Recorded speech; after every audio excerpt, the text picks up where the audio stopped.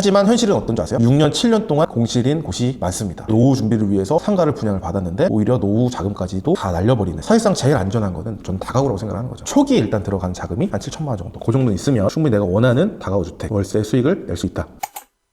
안녕하세요, 건물주님. 안녕하세요. 요즘 5, 60대 분들이 퇴직금으로 건물 한 채 사면 평생 돈 걱정 없지 않을까? 이런 고민들을 정말 많이 하시더라고요. 진짜 그럴까요? 퇴직금이 보통 어느 정도 될까요? 보통 한 적게는 1억에서 3억 정도? 사실 이 얘기는 대부분 안 된다고 하지 않을까요? 1억에서 3억으로 어떻게 건물을 사요? 기본적으로 건물을 살 때는 뭐 70억에서 한 100억 정도는 있어야 건물을 살 수 있는 거 아닌가요? 보통은 다 이제 그렇게 생각하죠. 근데 이제 저희는 또 투자하는 게 또 경매로 투자를 하는 거고, 다가구 주택이잖아요. 그래서 다가구 주택은 이 정도 금액으로도 충분히 매입도 할 수 있고 노후 준비도 할 수 있습니다. 수익형 부동산 중에서 왜 다가구가 노후 준비에 이렇게 좋을까요? 수익률이 말도 안 되게 좋습니다. 노후 준비를 하는데 얼마 정도 필요할까요? 한 달에 생활비가 2인 두 분이서 거주하신다고 그러면은 200~300 정도는 필요하죠. 200~300을 매달 따박따박 들어오게 만들려면 어떤 걸 해야 될까요? 뭐 지금 주식을 해서 ETF를 또 해가지고 배당주를 할 수도 있겠지만 손실이 또 생길 수도 있고, 그럼 현실적으로 뭐 상가를 하겠죠. 상가가 제일 만만합니다. 최근에 좀 재밌게 보고 있는 드라마가 서울 자가의 대기업 다니는 김 부장 이야기, 이걸 보는데 이게 정말 현실인 거예요. 현실. 친구가 나옵니다. 그 친구가 월세 3천만 원을 받는 건물주예요.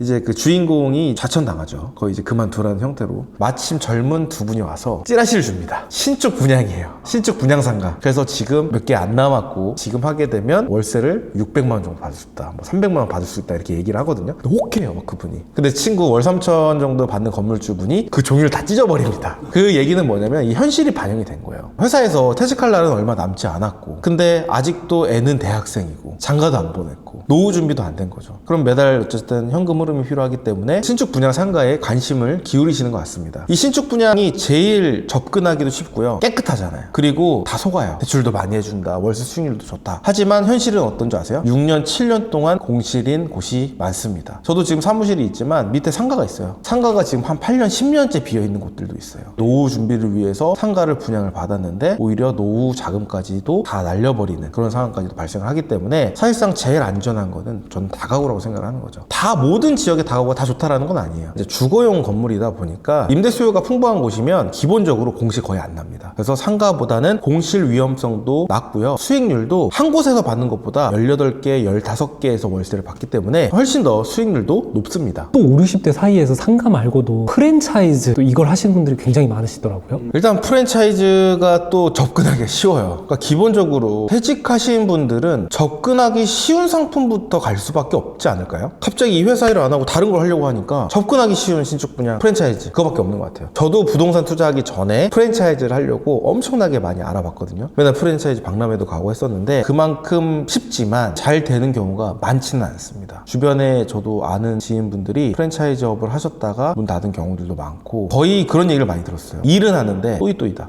내 인건비도 거의 안 나오는 거예요. 근데 월세 계약은 했으니까 이 일이라도 안 하면 마이너스가 돼서 마이너스를 안 하려고 장사를 하고 있는 그런 분들도 굉장히 많다고 얘기 들었어요. 그리고 만약에 잘 된다 하더라도 유행이 빨리 타요. 2, 3년 잠깐 잘 됐다가 그 이후로는 또 안 되는 경우들도 있거든요. 이걸 경험이 있으신 분들이면 잘하겠지만 갑자기 회사 일을 하다가 갑자기 자영업을 한다? 못하죠. 어렵다고 보시면 됩니다. 직원들도 써야 되는데, 저도 친구 중에서 편의점 하는 친구가 또 있어가지고 얘기 들어보면 오늘 출근한 날인데 안 나와요. 그럼 제 친구는 너무 힘든 거예요. 아침 8시에 출근을 해서 교대를 해야 되는 거예요. 한 4시 타임이면 5시 타임 와야 되는데 얘가 안 와. 야간이 안 와요. 그러면 그 친구가 야간까지 합니다. 그러니까 이것 때문에 미쳐버린대요. 그럼 그 친구는 여행 갈 수 있을까요? 뭐 이런 얘기 그렇지만 여행 가도요, CCTV를 보고 있어요. 아, 다행이다 이러고 있어요. 왜? 야간 왔어. 예를 들어서 저녁에 술자리를 하고 있어. 술 먹다가도 택시 타고 가야 돼요. 그러니까 이거에 항상 스트레스 받는 거예요. 인건비 나가죠. 빵꾸 나는 거 내가 메꿔야 되죠. 결국 남는 것도 별로 없고. 자영업은 그냥 사업이에요, 사업. 그동안 회사에 다녔던 거랑은 아예 차원이 다르다고 보시면 됩니다. 사실 예전에도 글 들은 게, 자영업 하는 친구들이 있어서 어떤 음식점을 했어요. 재료를 본사에다가 발주를 넣어서 봤거든요. 그럼 거기에 다 녹여져 있어요. 뭐 어떤 거 한 봉지에 밖에 나가서 인터넷 주면 10,000원이에요. 근데 본사로 주면 한 15,000원이에요. 거기에서 다 녹여져 있는 거예요. 그래서 이거를 본사에다가 안 시키고 다른 데다가 시키잖아요. 확인하러 주기적으로 온대요. 냉장고를 다 뒤진대요. 왜 우리 거 안 쓰냐고. 사실 이것저것 빼고 인건비 빼고 하면 다 치이는 거예요. 직원한테 치여, 프랜차이즈한테 치여, 세금은 또 세금대로 뜯어가고 거의 남는 게 없죠. 그래서 제가 봤을 때는 다가구가 너무 최고가 아닌가. 다가구 같은 경우는 진짜 너무너무 편합니다. 진짜 완전 프로토예요, 프로토. 제가 프랜차이즈 같은 경우는 옛날에 관심이 많았어가지고 아프니까 사장이다라는 카페가 되게 유명하거든요. 거기에서 뭐 점포 양도양수부터 해서 점포 라인부터 해서 되게 많이 봤어요. 근데 맨날 프로토라고 써있어. 프로토라고 써있는데 현실은 프로토가 아닌 거예요. 진짜 다가구는 관리가 너무너무 편합니다. 업체가 잘 되어 있는 지역들이 있습니다. 그 지역은 정말 아무것도 안 해도 돼요. 계약서 쓸 때도 안 가고요. 그리고 건물 관리 파손된 거 그냥 알아서 해요. 업체가 알아서 임차인분한테 전화를 받고 일정 잡아서 수리 다 해줍니다. 저는 하는 게 없어요. 진정한 프로토가 아닌가 저는 생각을 하고 있고요. 제가 100번 수백 번 이렇게 얘기를 해도 내가 직접 경험하지 않으면 모르거든요. 제 영상을 보고 그게 과연 될까? 아무리 프로토라도 내가 그만큼 전화도 받아야 되고 하루에 몇 시간 정도 써야 되는 거 아닌가? 라고 생각하시는 분들 많았어요. 근데 실제로 저희 수강생분들이 낙찰을 받고 다 관리하고 계시잖아요. 진짜 아무것도 안 해도 되네요. 거짓말인 줄 알았어요. 이 얘기를 제일 많이 듣습니다. 진짜 퇴직금만으로도 다가구 건물 투자할 수 있다고요? 그럼요, 할 수 있죠. 뭐 건물 투자라고 하면은 돈이 많이 들어간다라고 생각하지만 그렇게 많이 들어가지 않습니다. 그 퇴직금을 가지고 실제로 건물 투자하고 계시는 분들이 많이 계세요. 어떻게 그게 가능한가요? 사실 그냥 일반 매매 같은 경우에는 사실 대출이 안 나옵니다. 그냥 기본적으로 있는 대출을 승계를 받거나 대출 승계가 안 돼서 새롭게 또 일으켜야 되는데, 새롭게 일으키게 되면 문제가 되는 건 뭐냐면 선순위 임차인들이 있기 때문에 은행에서 꺼려해요. 근데 경매라는 제도는 대출도 많이 나오긴 하지만 그 임차인과 모든 권리를 다 소멸해주고 삭제해주기 때문에 새롭게 대출 받기가 원활합니다. 그래서 일반 매매보다 경매가 대출도 더 잘 나오고 원활하다. 퇴직금을 가지고도 충분히 다가구 주택을 투자하는데 투자금을 최소화시킬 수 있다라고 보시면 될 것 같습니다. 얼마 정도 있어야지 할 수 있을까요? 아파트 얼마 정도면 투자할 수 있어요? 라고 하면 피디님 뭐라고 할 거예요? 뭐 아파트마다 다르죠. 다가구마다 다르죠.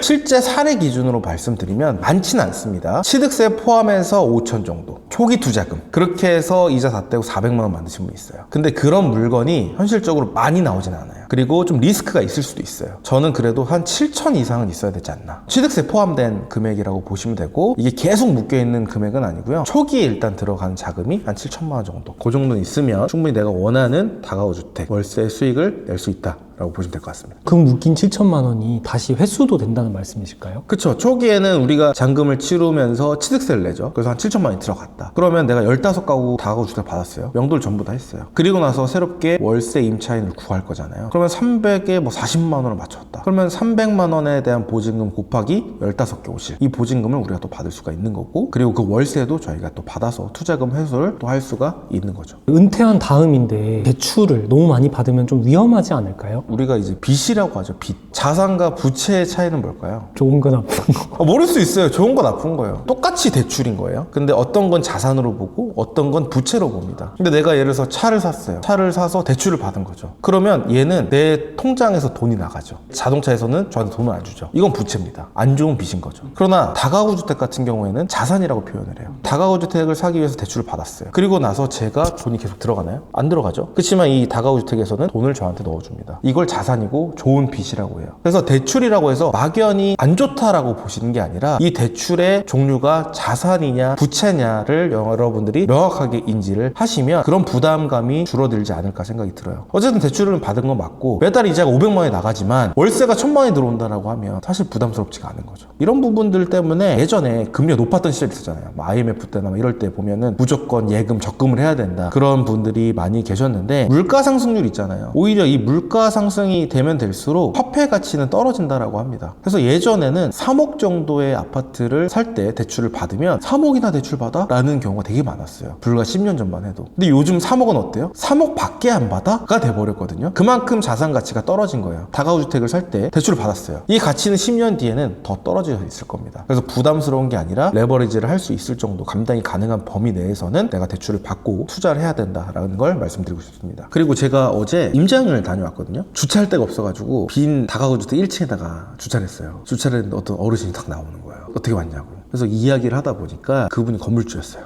75 정도라고 하셨으니까 1층에서 청소를 하고 계셨어요. 그래서 막 자연스럽게 이야기를 하다 보니까 좀 친해졌거든요. 실제로 거기서 거주하면서 월세 받으면서 관리를 하고 계시더라고요. 그래서 제가 물어봤어요. 노후로 해서 다가구 선택을 하셔가지고 다가구에서 월세를 받고 살고 계시는데 어떠시냐. 근데 웃음이 진짜요, 진짜. 웃어요.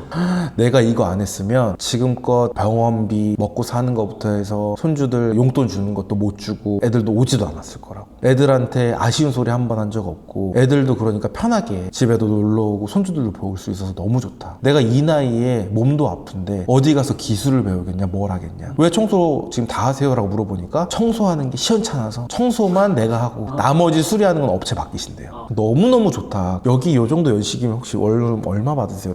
한 35만 원 정도 받는다고. 그러니까 이렇게 하면서 자연스럽게 시세 파악이 또 된 거예요. 시세 파악도 하고 임장도 하면서 자연스럽게 이제 임대인분이 이제 노후로 이제 하셨던 그런 다가구 주택을 어떻게 느끼는지 생생하게 제가 또 한번 여쭤보고 왔습니다. 이 다가구 주택이 왜 노후 준비에 좋은지에 대해서 말씀을 드렸습니다. 근데 이 부분 말고도 더 좋은 이유들이 있거든요. 제가 이번에 다가구 라이브 세미나를 진행을 합니다. 이 다가구 라이브 세미나 때 제가 더 상세하게 설명도 드릴 예정이고 제 영상을 보면서 분명히 궁금하신 부분들도 있으실 겁니다. 라이브 세미나 때 실시간으로 댓글 남겨주시면 제가 답변도 해드릴 예정이니까 아래에 고정 댓글 확인하셔서 신청해 주시면 됩니다. 제가 지금 현재 다가구만 전문으로 하고 있는 다가구 1:1 코칭반도 운영하고 있습니다. 라이브 세미나 때 안내도 해드리고 모집도 진행할 예정이니까 꼭 놓치지 말고 라이브 세미나 신청해 주시면 좋을 것 같습니다. 오늘 영상도 유익하셨다면 좋아요, 구독, 알림 설정 부탁드리고요. 지금까지 시청해 주셔서 감사합니다.